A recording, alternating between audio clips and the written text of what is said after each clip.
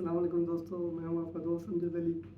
लेकर आया हूं आपके लिए एक नया topic that is ischaemic colitis.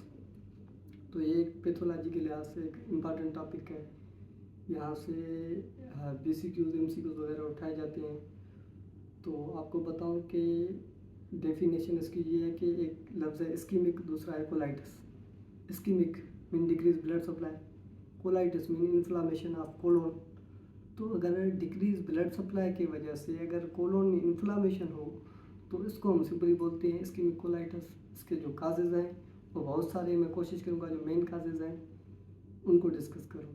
First काज है एथेरोस्क्लेरोसिस, दूसरा है हाइपोटेंशन, और जो तीसरा काज है वो है ब्लड क्लॉट फॉर्मेशन। ठीक है, इनकी वजह से ब्लड सप्लाई डिक्रीज होती है। तो वो दो मोस्ट कॉमन एरिया हैं वहाँ पे इस्केमिक कोलाइटिस होती है। एक होता है स्प्लेनिक फ्लेक्चर, ठीक है, और दूसरा है रेक्टोसिग्मोइड जंक्शन।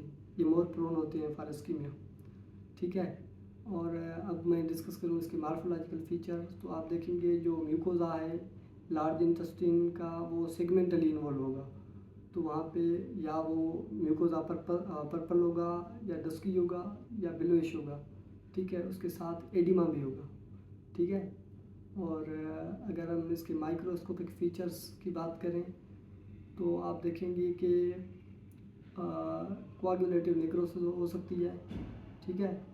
उसके साथ साथ क्रिप्टेट्रोफी, ये हॉलमार्क फीचर है इसकी, ये याद रखें। ये BCQs के लिहाज से मोस्ट इम्पॉर्टेंट है और MCQs के लिहाज से भी। तो क्लिनिकल फीचर्स इसके कुछ हैं, आपको बताता चलूँ। अगर स्प्लेनिक फ्लेक्चर भी लेफ़्ट साइड है, रेक्टोसिग्मोइड जंक्शन भी लेफ़्ट साइड है, तो सडन पेन किस जगह पे होगी? लेफ़्ट साइड पे होगी, लाजमी बात है, अंडरस्टूड है।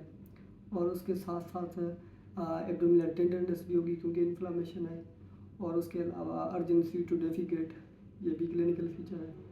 और इसकी ट्रीटमेंट क्या है? एक तो IV फ्लड, जैसे कि ब्लड वॉल्यूम इंक्रीज हो तो मोर ब्लड सप्लाई हो इस जगह को। दूसरा क्या है, अगर नीड है एंटीबायोटिक की तो हम वो देंगे। तीसरी बात ये है कि अगर परफोरेशन हो गई हो तो हमें सर्जरी करनी पड़ेगी। तो ये इसके ट्रीटमेंट है, आप याद रखें। इंशाल्लाह मोर देन इनफ है। Thank you.